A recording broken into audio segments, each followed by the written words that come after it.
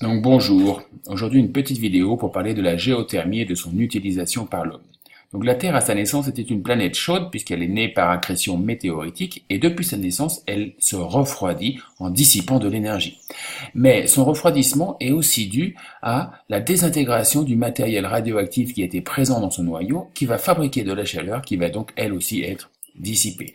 Donc cette chaleur, pour se dissiper, elle utilise trois moyens principaux. La convection qui fait intervenir du mouvement de matière, la conduction qui, elle, se fait par contact de particules les unes avec les autres, et enfin le rayonnement électromagnétique, par exemple le rayonnement infrarouge.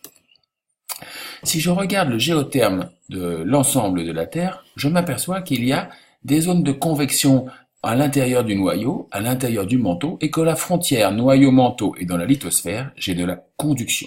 Nous, pour utiliser la géothermie, on va surtout s'intéresser au transfert de chaleur, d'énergie qui ont lieu au niveau de la lithosphère, c'est-à-dire à des transferts de conduction.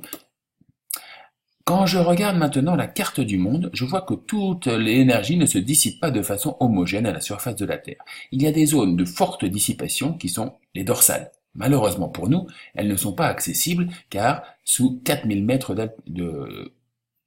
d'épaisseur d'eau.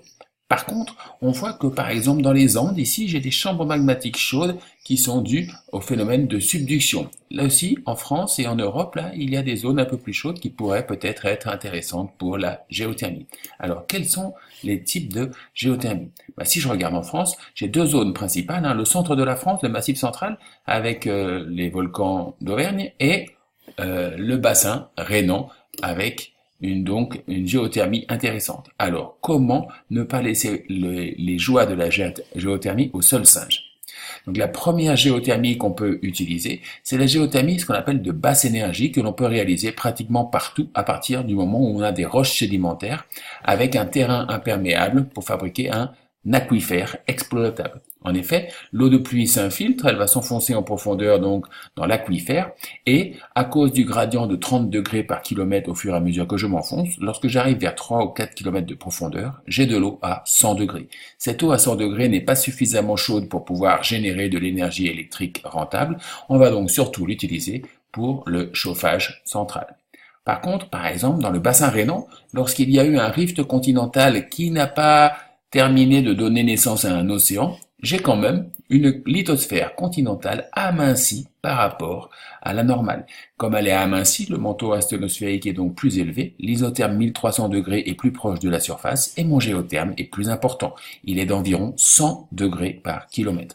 Dans ce cas-là, la température de l'eau peut monter jusqu'à 200, 300, 400 degrés. Il va donc être rentable de la faire remonter pour transférer la chaleur de cette eau vers des liquides avec une très bonne transmission calorique et je vais pouvoir donc produire de l'énergie. Les dernières zones où je peux travailler, ce sont les zones de subduction. Donc par exemple ici en Guadeloupe, la centrale géothermique de Bouillante qui va utiliser la proximité des chambres magmatiques dues à une zone de subduction qui va permettre donc de réchauffer de l'eau et qui va aussi là faire tourner des turbines électriques. Donc voilà comment on peut fabriquer de l'énergie propre en utilisant la géothermie et ses applications.